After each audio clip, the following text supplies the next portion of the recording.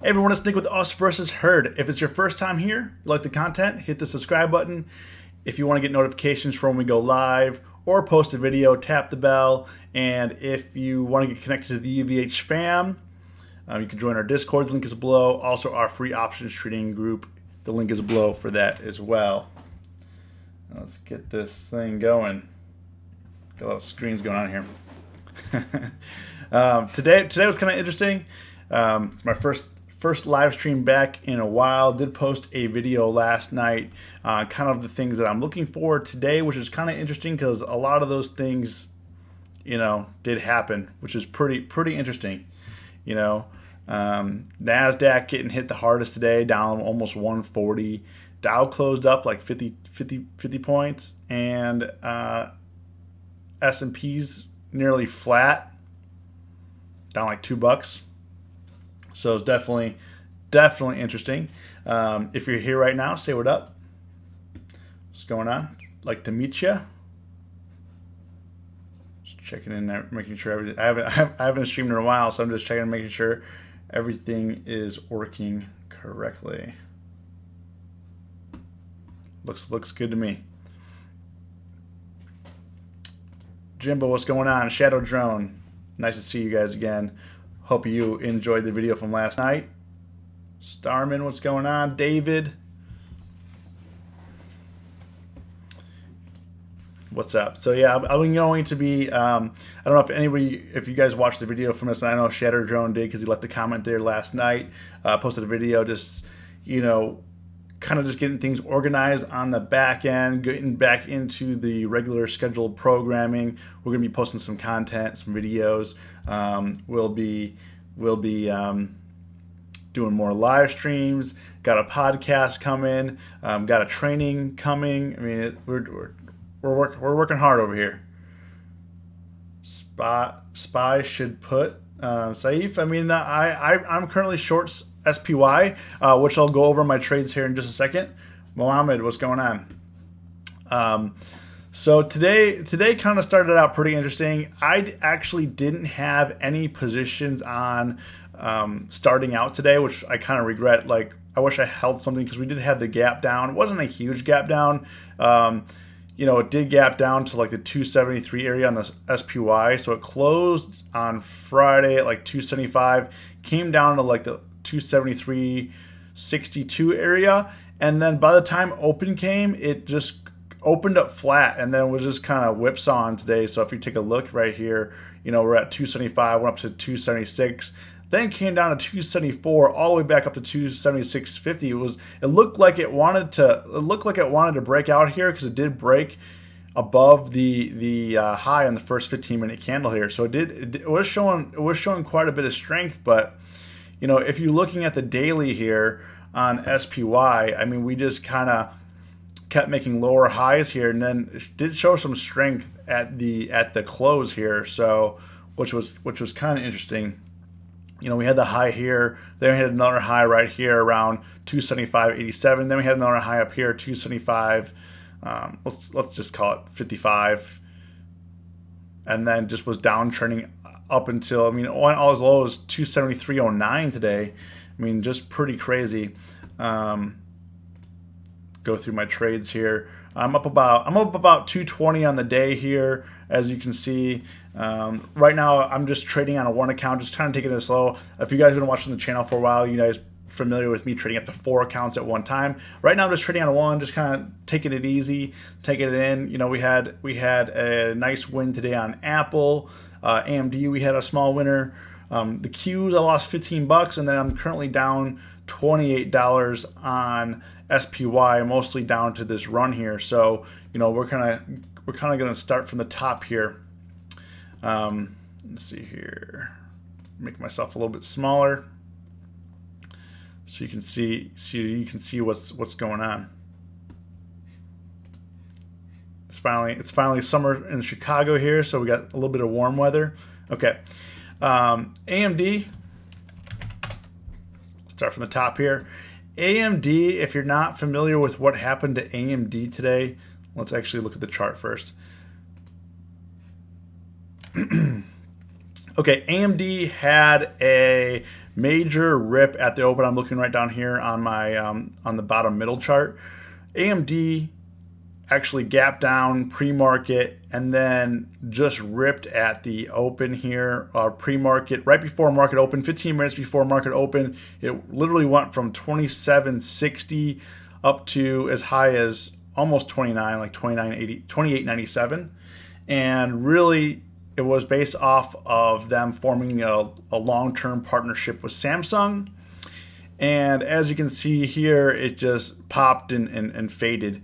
You know, pretty nice chart here. Pretty easy to read. At one point, it was up 8%. It did close up just under 1%, a little bit over 0.5%, 0.62%. And we're at this morning. I opened a position. I bought the 29 put and the 32 call for June 14th. I bought it for $1.45 and I sold it for $2.01. So I've been buying things. The way that I've been kind of structuring my trades lately is I haven't really been doing anything. I guess you can call it short term, but I've always been pushing it more than 10 days out. I haven't been doing really anything under 10 days, except for SPY, which we'll get to that in a minute. But other stocks, I normally push to like the week out. Oh, Shadow Drone, you're thinking AI, nice. Yeah, so you're still holding on a put. Rewards, what's going on? I chickened out on AMD just because the reason why it met my targets on Discord. I said I'm looking for like the 27 area, and really down in here when it was like stopping, it didn't look like it wanted to go down anymore. It had this little pop up to 28, and then on the way down, I sold it. So I mean, it wasn't a big gainer, but I mean, it was what 30% gainer or so. No, more than that. So 145 made $50. So we're you know 35% or so, you know, not bad for. I wish I bought more contracts. I only did one contract. I should have done 2 or 3, but you're not sure. So I had that 32 call for protection because I thought that I actually talked about AMD Sunday night on the video I did a couple days ago, and I said it's really been trading just like in range here. It's just hasn't been able to break out, and I thought that okay, if it breaks above 30, if this partnership agreement really makes momentum, squeezes shorts or whatever the case is, it'll probably push. If it goes above 30, it'll definitely push for 32. I may not make a lot of money. I may not make any money, but I will at least probably break even or come out with like clean with a small loss, right? So always looking to trying to mitigate my loss, right? But as you can see here, it just came back down into range today, and it was struggling going down even more. So that's why I took the quick money, made 35%. Can't complain. Can't complain about that. The Qs were down big today due to Google, Amazon, Apple. They're getting probed right now. The Justice Department's probing them for. We can look it up. I don't even like pay attention to it. I've been mainly just trading off the numbers.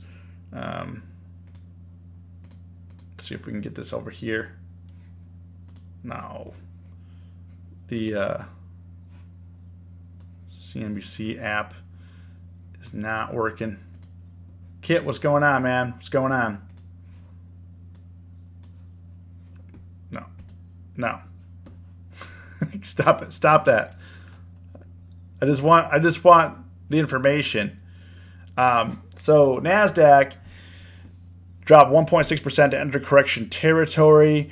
U.S. government is planning to target a host of big companies in the industry with an antitrust and business practice probes. Alphabet, Amazon, Facebook, and Apple all the way down. Yeah, Facebook got crushed today. Tom, what's up, man? Like the smash button. Yeah, if you guys like the content, hit like. If you don't like the content, hit dislike. But yeah, it's just crazy on the Qs. So let's go into Qs. So I'll show you what I had and kind of what I was thinking at the time. Not the best play. Seemed like a good idea at the time. Not the best play. So QQQ. Let me just kind of filter this to. Okay, so QQQ I put on for 261. For next week, I bought the 166 put and the 175 call. When I put it on, it was 9:30, 9:28 this morning. So at 9:28, it was right in here. And the reason why I put this trade on is at that time, SPY was really breaking out. Dow turned green, SPY turned green, and QQQ, Nasdaq was trying to bounce back, was trying to make a recovery. And I thought, okay, if QQQ, if the Qs actually just go to break even on the day, it'll be great. I had the 175, call, make a little money if it pushes up to like 174, 174.50.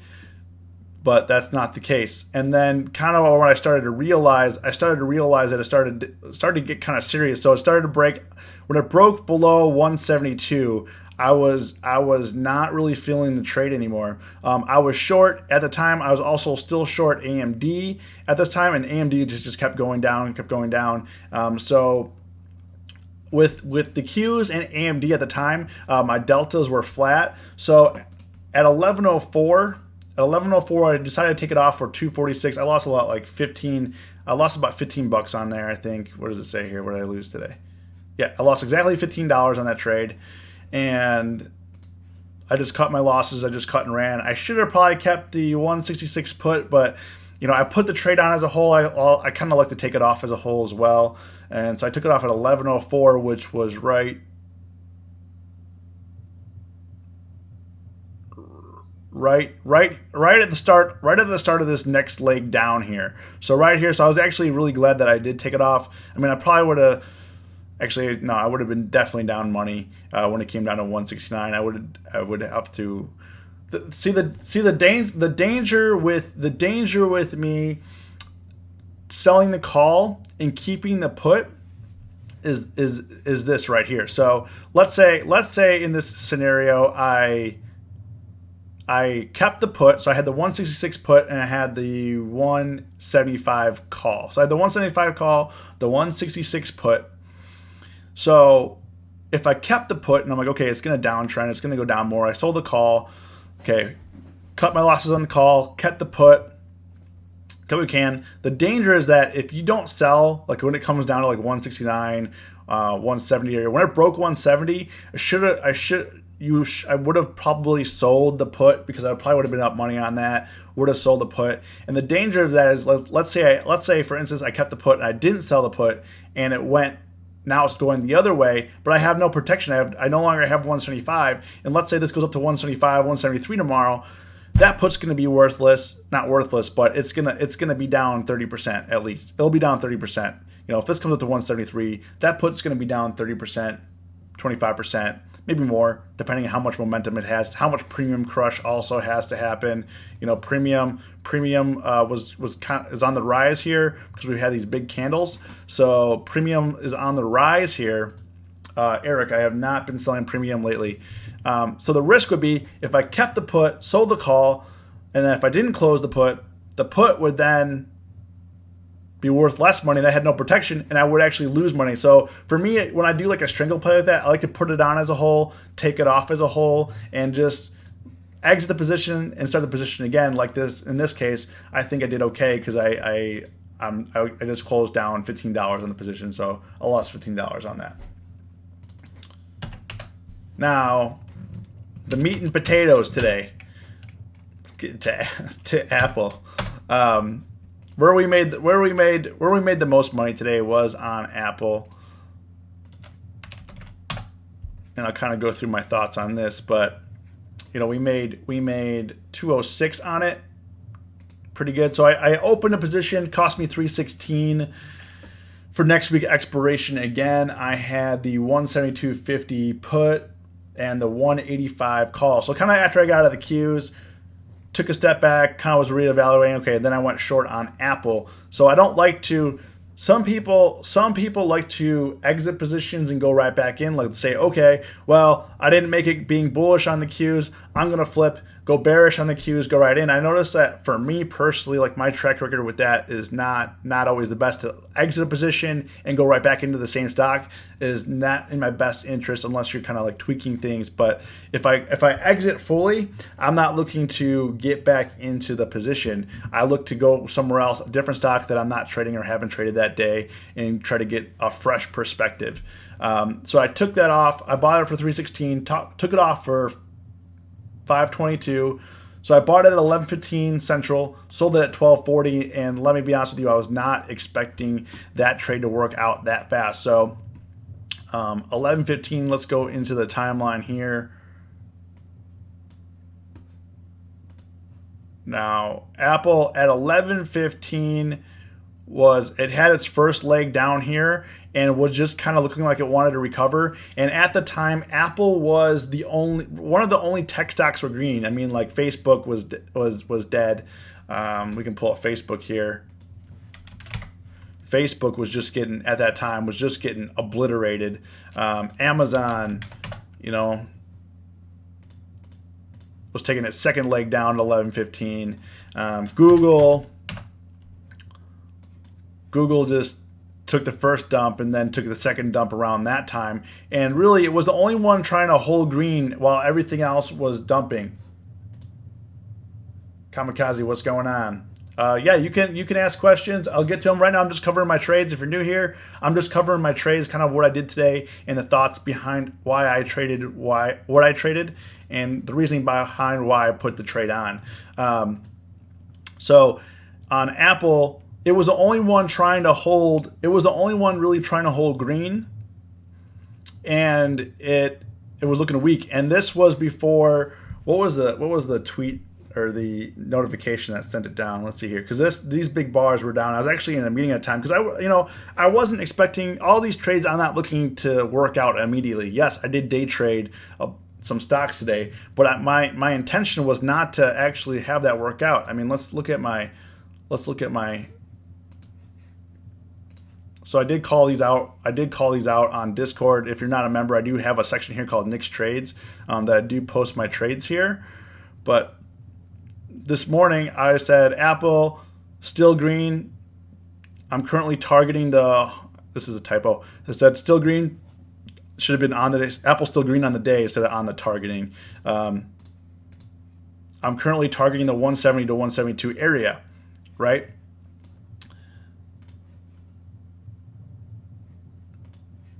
And then at this time, so at 12:15, things just started to get turned up. What was the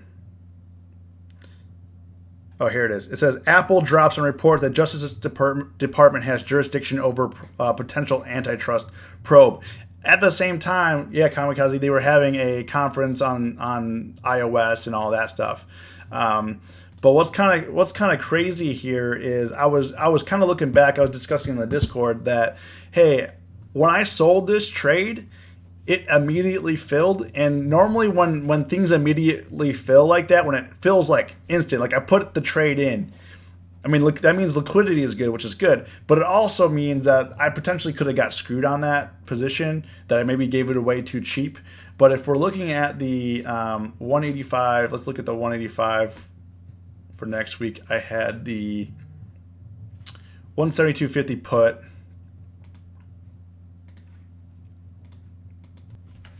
So I'll put the puts on this side, and then we'll do I had the 185 call. I'll do it on this side here.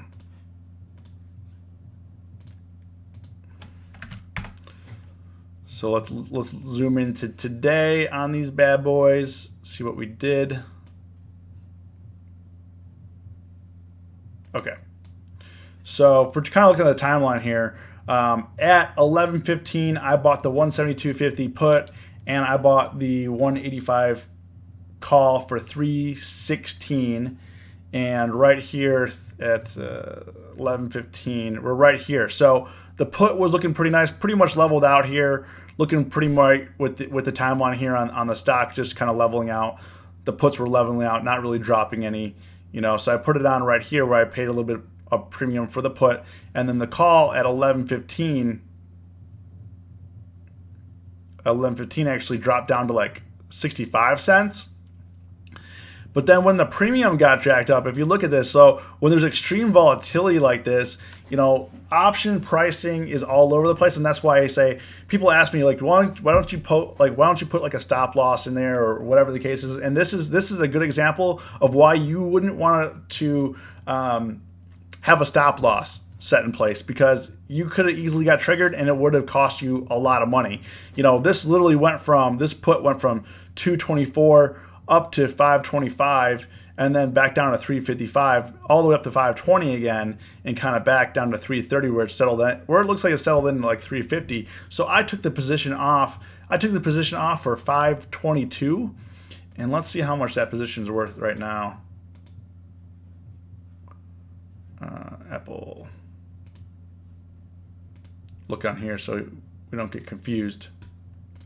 So right now it's going for 390. It's going for 397, and Apple, when I took that position off, was just on this bar. And people always are like, well, why wouldn't you want to make more money? Why would you do that? One, it hit my targets, and another thing is these type of huge red candles, if they're going your direction, whether they're red or they're green, depending on your position, whether they're huge red candles or huge green candles going in the direction you want it to go, you sell these, because implied volatility expands so fast and so much, as you can see here. It expanded so much on these puts that immediately they get crushed, and if it starts to die down, they get crushed again. So those are the type of bars that you sell, not ones that you buy. Like if people were buying puts during this, you immediately got crushed. I mean, if you were bought puts on this, went up to $5, came down to $3.50, you're down $150 within minutes. So these are the kind of bars that you sell, not the type of ones that you buy positions on. So if you're already in a position of being in a good position for the stock move, those are the type of bars you sell on, not the type of bars that you sell, not the type of bars that you buy. Sorry.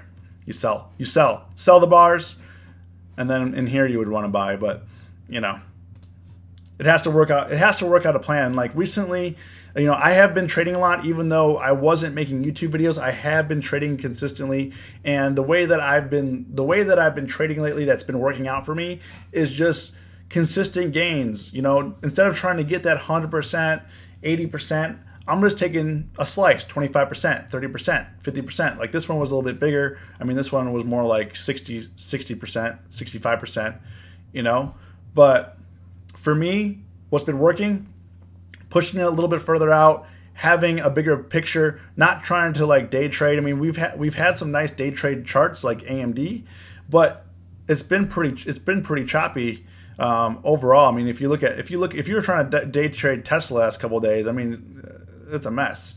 Yes, you could have made money, but I am also not one just to sit in front of the screen all day. I mean, if you have a life to live, you want to go out there, you want to make more money elsewhere, you have a job, whatever the case is. Not everyone has time to sit in front of the screen and just watch stocks all day. And then, okay, after Apple, any questions about Apple? I know I'm going kind of fast here. SPY. So I put this SPY trade on. What time was that, actually? So 1:35. So after I got an AMD, after I got an Apple, about an hour later, I went into SPY. Seemed like a good. Well, it probably still is a good trade. But let's go into the details. I searched Robinhood last night extra hard and watched. List every stock 10% plus moves, then watch them all today. But some plays on gold, and I'm iffy about this new one. All right, if you want to ask questions about a stock, list the stock, kind of what you're thinking of, and we can go over it. And then in terms of the options, so as you can see here, that I'm mostly trading options. If you're here right now, say what up. I think I said hi to most people here. But if you're just joining, just going through my trades. SPY, we opened up at 135 for 313. That was right 135. So that was actually right here, right before it dropped down. So it was having its leg up here to like the 275 area, and then at 135 it started to come down a little bit. That's when I put the trade on, right on this candle right here, and seemed to be going. Jacob, we back, baby. I don't know if you saw my my video from yesterday, but a lot going on. If you guys have questions about what I've been doing, where I've been, let me know. But we back. Took a break from YouTube. So my target, let's open Discord again, just to show you what I've been thinking of on SPY.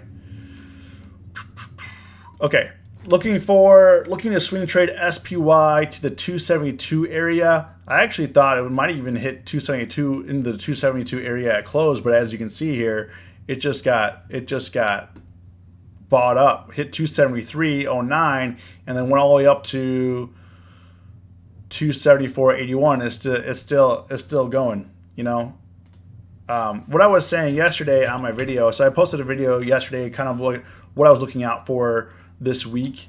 Is I was actually looking for it to revisit this area 272, 270 area, just kind of right in here, or this bounce area in here, which it almost got to.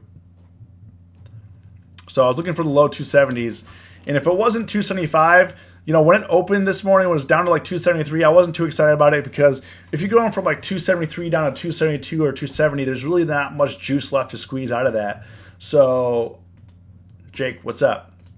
So I was really looking for it to revisit. So it came back up, and that's when it started to hit the 275 area, and so I decided to put one on. So if we go down to like 272, 270 area, I'll be good to go. However, I do have the 280 call as protection, and like I said, when a protection's in place, if it goes up to like 288, 277, I'm break even or I'm down a little bit, I'm going to take the money because I'm not looking on protection. When a trade goes against me, I'm not looking to make money on that part. I'm just looking to mitigate my losses. Keep your capital. So when you're trading, you know, capital, that's your resources. You want to hold on to it. And a lot of people are just treating your accounts like a I don't know what you're trading at. It's like a savings account, or you're just slinging money around, you know, kind of like a casino, hoping to put $5 here, $10 here, blah, blah, blah.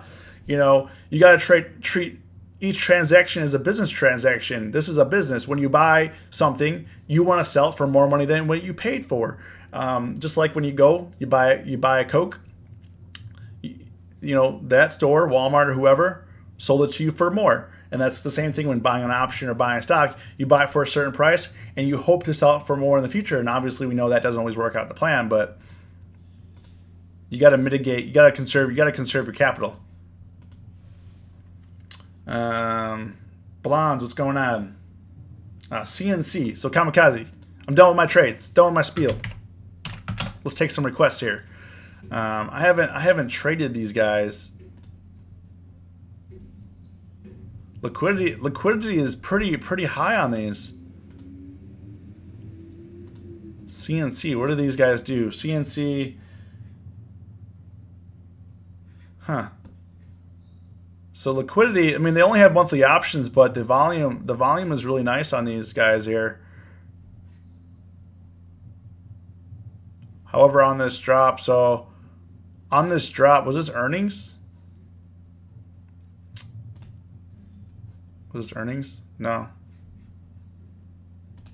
So the only thing on this drop CNC, the red flag here, yeah, it dropped 10%.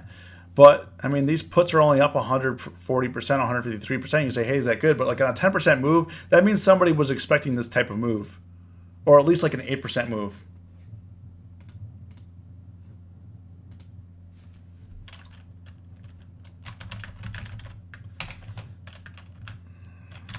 Hold on one second.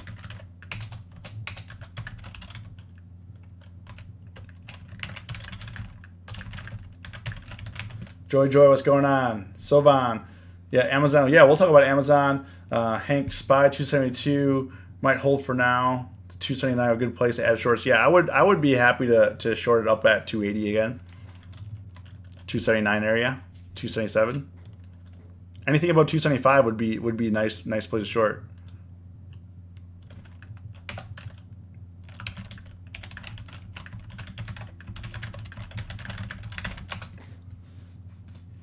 All right.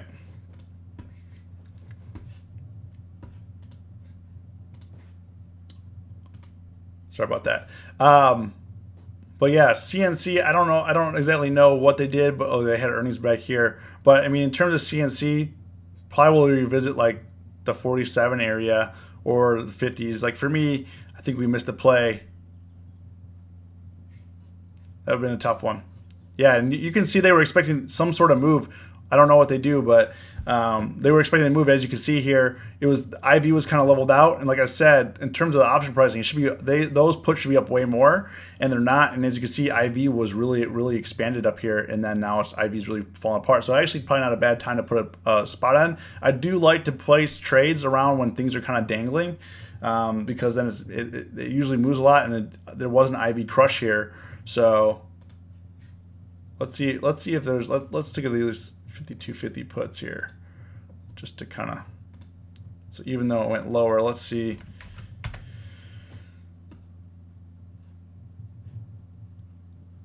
Yeah, not great. I mean, someone was expecting this type of move.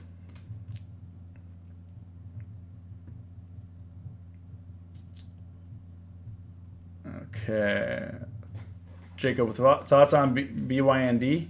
Yeah, BYND, Jake. BYND has been one that I've been looking at. It's been getting a lot of press from just about everyone, because people, I mean, as you know, I mean, it's considered a industry disruptor for the meat industry, for vegans, giving people the opportunity to eat things other than just vegetables. They have like meat substitutes. What's been holding me back on this is the volume on these, and they also didn't have weeklies. They just got added to weeklies. What was it, last week? Volume is starting to pick up on these puts. You see this, here's a 4,000 volume for this week. Now let's see what's for next week. Next week not so good. Let's see the monthlies. So as you can see here, like the monthlies are pretty skewed here. So you see these calls here, the volume here is 1,200, 400, 500, but the puts are not really anything. Kind of interesting. But for this week, puts are pretty heavy. You know, we have a 1,500 here, 1,100 here, 1,900 volume here, and then the calls not as heavy, about half the size of the puts for this week. Just kind of interesting that's the way they're skewing this right now. And as you can see, IV's going through the roof. But I mean, I wouldn't be surprised if it comes back down to like 85 area or the low 80s. You know, but it's hard.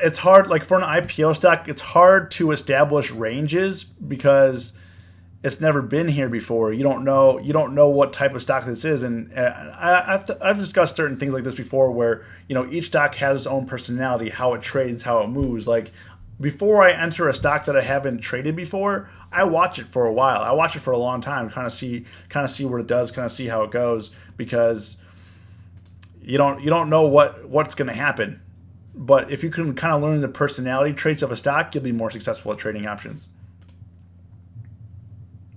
You know, I'm thinking it's going to go down for myself, but it's a lot higher than I thought it was. I mean, it hit 108 today and down to 95, so pretty crazy. Google, Facebook, Amazon were the real put winners today. Yeah, so let's take a look at Amazon. So I want to look at Amazon as well, and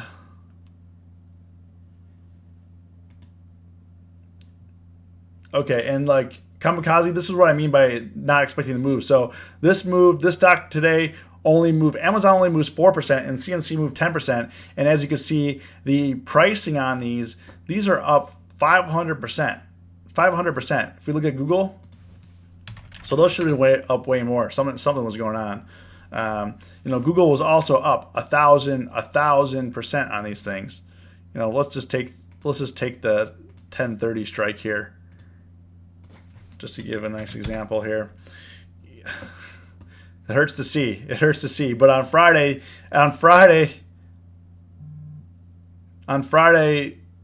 these hit 73 cents. These were like 73 cents. We can't even see it because it was so low. Because there's no volume on these either. There was like 20 volume on these. There's like no volume. Last week it was as low as 50 cents. And today it went up to $17.13. $17. 50 cents into $17. It's crazy. Crazy. So that's how you can determine, was the market expecting it? No, because the market doesn't give out free money like this. If the market is expecting it, that you're expecting them to soak up a lot of this premium here.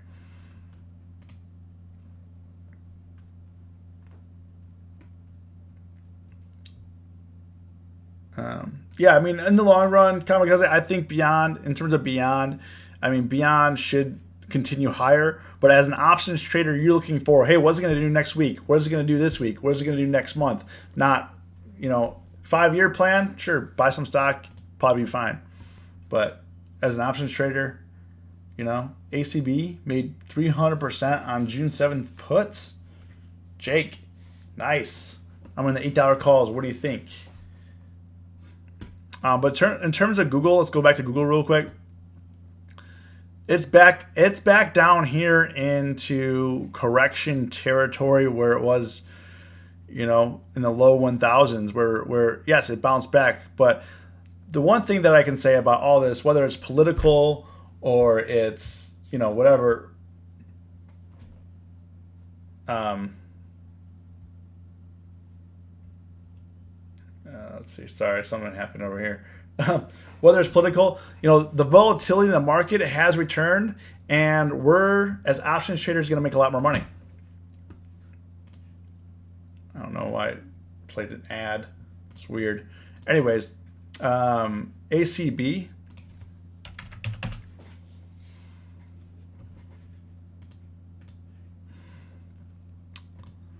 Yeah, ACB, you definitely had to break the downtrend. So it was pretty flat. It looks like it had earnings, did pretty well for earnings, but now it's just fading.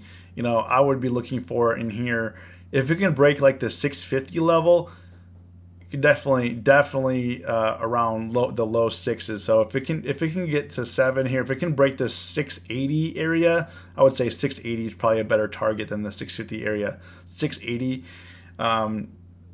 Generally for myself, I don't do terribly well with stocks under $10. So if it's under $10, I typically don't do very well. So I typically don't trade them. Would have been nice short from 10 to 7. But however, you needed extreme patience because literally you had 2 months of it just staying the same price. Same like NIO. NAO is another one, just kind of fading off, but they're also a Chinese company, just getting hammered. High of $13 down to $2.74. I mean, just nuts. Jacob, if McDonald's hits 199.9 again, I'll place trade since it can't break that resistance level. McDonald's and me don't have we have an interesting relationship because it. Isaac, I agree.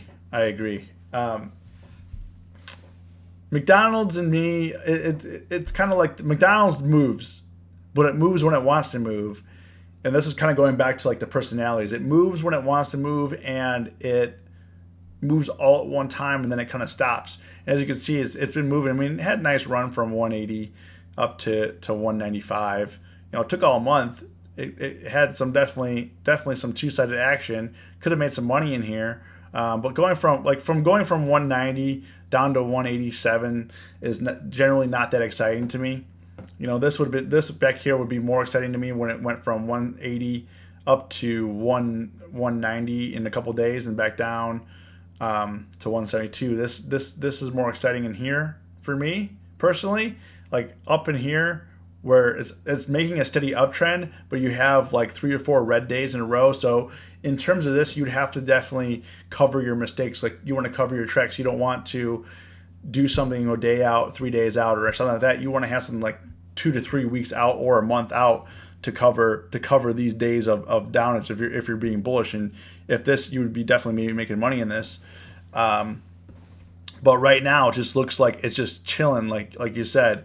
It can't get above. It's just kind of chilling. However, there could be just a catalyst. I mean, McDonald's, I hate to say it, like in terms of economic downturns, McDonald's will probably do fairly well. Like if we have, I don't think we're gonna have a recession anytime soon. But if we do have a recession, I mean, McDonald's probably gonna do pretty well, even though it's not as cheap as they make it out to believe. I mean, McDonald's is still kind of expensive, I think. But I mean, how cheap can you eventually make it? Usually when I play as a pump and dump, avoid them if you like your money. Yeah, so yeah, Isaac, I agree. I said, what does it mean if penny stock shoots up and dumps in the weekend? Yeah, pump and dump. You know, like I always say, penny stocks are penny stocks for a reason. They didn't get there by an accident. It's not like penny stock got there because they did well. If they did well, they'd be doing a lot better than being a penny stock. You know, nobody launches onto the market with an IPO and says, "Hey, I'm going to be the next penny stock." I mean, maybe they would if they're like scamming investors, but typically you want to do well and not become a penny stock and not be delisted like Sears and probably soon GameStop. Unless they're doing no, yeah, GameStop's not doing so well either. You know, all retail in general is just, you know, who is it?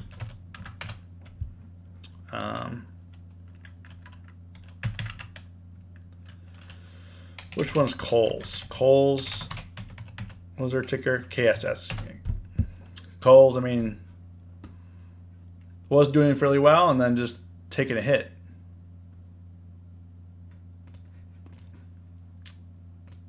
So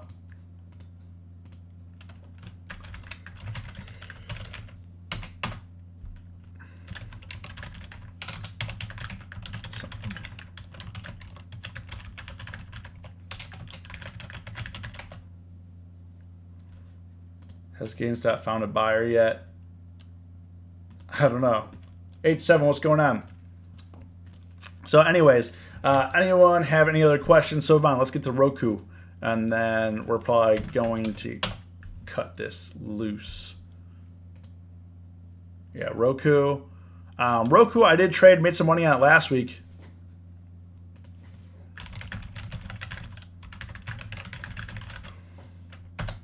Yo, what's going on? Acaria. So I made some money on this. It has some nice ranges. Last week when it came up to the 95 area, I did short it down to 92.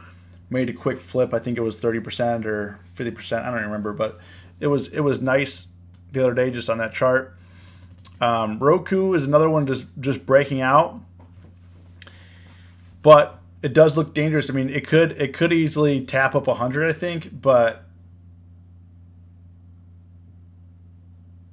this definitely looks like it wants to hang. You know, I wouldn't be surprised if it come back down to 80. You know, short term, I'm bearish. I'm definitely bearish on Roku. I'm definitely bearish on Roku this week, probably next week for the short term, unless we can come back down to 80. I mean, it's just this thing's insane. 26 to 95 in how many months? 1, 2, 3, 4, 5. 5 months. 5 months, quadruple your money. Sign me up. But you know, it might be too good to be true as well. Carrie, glad to be here.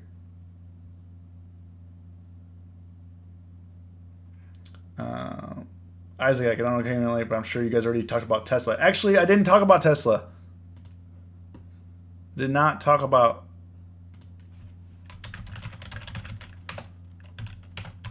I did not talk about Tesla. Let me pull up Tesla. So Tesla, I did talk about Tesla last night. So if you guys want to, I kind of ranted on Tesla yesterday. So watch my video from last night. I dropped the video last night. But kind of my thoughts on Tesla. I mean, we're at what, multi-year lows on this thing. Let's go back 3 years on this thing. Okay, we're touching 3 years now. So I was talking about last night. I dropped a video, and I actually put a video out during when YouTube was crashed. I had to delete it and repost it. But yeah, we're back at the 3-year low, Isaac. And on Tesla, they're coming to a critical point. So they did the capital raise. They got like 2.7 billion in capital raise. And if you're not familiar with capital raise, they do capital raise because they're broke AF. They don't have money to continue. So think about that for a second. It'd be like, okay, I don't have enough money for my mortgage. I don't have enough money for my car. So, hey, let me call up some friends. Hey, maybe you can loan me some money. Okay. All right, great. I pulled together $50,000. I'm good to go for the next 10 months, right? Then my $50,000 runs out, and I said, oh, crap, I don't have any more money. I call up some more friends. They're like, hey, you guys got any more money? Eventually, they say no, right? They say no. I don't have any money for you because you're not paying any money back. You're not making any money. You're a bum. You're a deadbeat. GTFO. You got to go, right? And that's what's happening at Tesla. They don't have any money. They're doing capital raises, and that's what's dangerous right now. Is the results are not there. I mean, the leaders are leaving. I think the CFO left.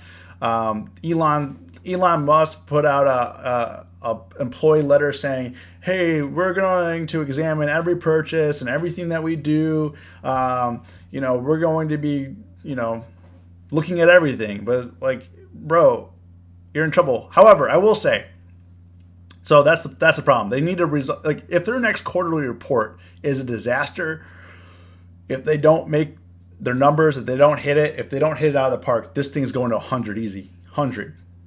Just like that, Now, I'm not saying that's what's going to happen, because I also said the flip side is what I talked about yesterday was you got to think about Elon Musk and how much time, how much energy he put into Tesla, how many years he spent on the factory floor, how many tears he's had coming down his face, how many joints he had to burn, whatever the case is. You have to take a long. He's not going to go down without a fight. He's going to fight to the death for this company. And I kind of compared it to Apple. When they kicked out Steve Jobs out of the company, Apple was doing horrible. They only had 60 days worth of cash left in the bank to continue. They called up Steve and said, hey, Steve, we need you to come back. And Steve Jobs turned it around in 60 days. And as you now know, Apple is the monstrosity it is now. Not saying that's going to happen because Elon Musk has been at the helm this whole time. Maybe the Bears are right. Maybe it's going to be Tesla Q. TSLAQ. Maybe it's going to go to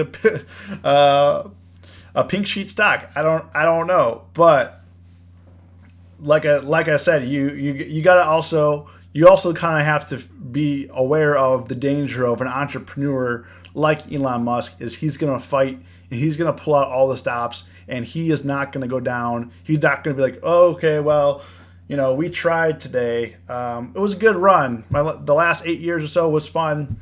I'm going to go fly spaceships. It's not going to be like that. He's going to fight for this. Yeah, Hank, I agree. Musk needs more models to date. Yeah, Jacob, not only that, but he has to be able to deliver the models at a lower cost and get them in the hands of the people that ordered them and reserved them. That's what he needs. People want them. He just needs to get that to them. He needs that to get them the supply. There's some demand out there, but demand is going to shrink up because if it takes you 2 years to get a car or 1 year to get a car, maybe my car breaks down tomorrow. I'm not going to go get a Tesla. I'm going to go to Nissan, Toyota, Chevy, GM, anyone that I can go pull up to the shop and say, hey, I need a car for my family. I need a car for myself right now. What do you have for me? And they'll show me tons of options. There's tons of options. Yeah, maybe it's not electric or maybe it's not as cool, but if I need a car, I need a car. My thoughts exactly. Chinese market said that they will allow Tesla in, and police departments looking at Tesla for police car contracts, but I think it takes a while. Yeah, I mean, 50K for a pickup truck, I don't think is bad. I mean, 50K, I think I think is pretty middle road. If you look for a nice pickup truck right now, it's going to cost you 45, 50K for an F-150 or a Toyota or a Nissan. Generally more cars cost between 35 and 50K for most middle class suburban people are driving 35 to 50K cars, right? Or trucks. Above 50K, when you get to the 60K range, 70K range, middle class generally is not buying that, and they need to cater more to the majority of people who are middle class working people and are able to deliver them a good car at a good price, and they can be profitable, which is not easy for them to do. So, all right, we got a few minutes left. Any last questions before I bounce? Definitely has been fun sharing with you guys again. Like I said, I have a lot of stuff coming out. I'm working on the YouTube channel. I have a podcast in the pipe. We're going to launch that soon. And I also have the options trading training that I'm going to drop soon, very soon.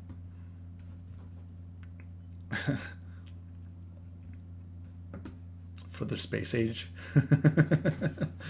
Oh man. So yeah, so I mean Tesla, I do like it down here. Could be good to trade.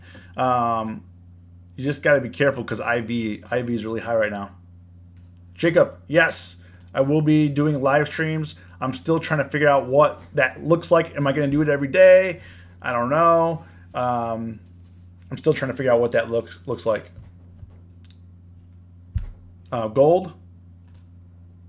You're looking at GLD. You're looking at /GC. What are you looking at here? I'll pull up GLD.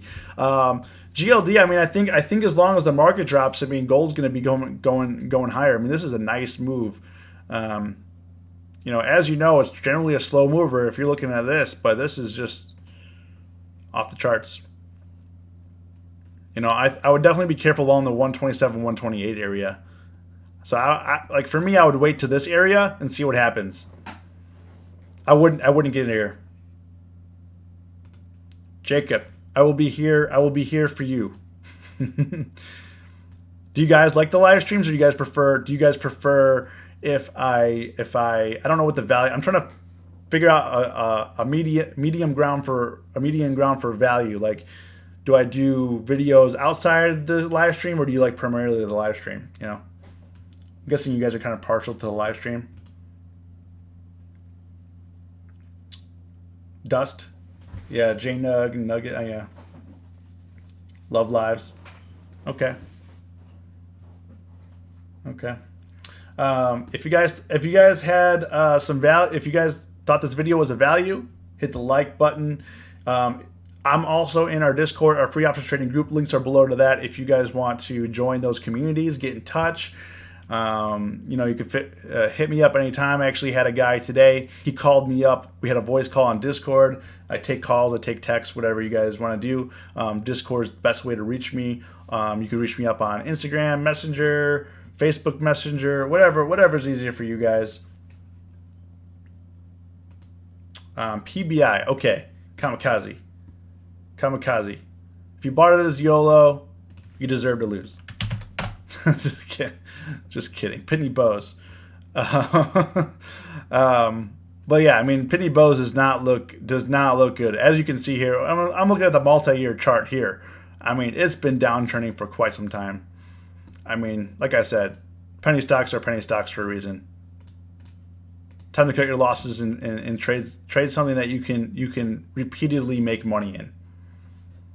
Repeatedly make money. So when you want to make money in the market, you don't want to just make money one time. You want to make money at least 8 to 9 times out of 10 or 20, or not 20, but 8 or 9 times out of 10 or 12. You want to have at least a 75% win rate. Otherwise, you're not going to make it. You're not going to make it. So sorry to be blunt, but I think that's the best way to do things around here. All right, guys. On that note, take it easy. Hit me up. Join the communities. It's always us versus herd. Stay safe, stay green.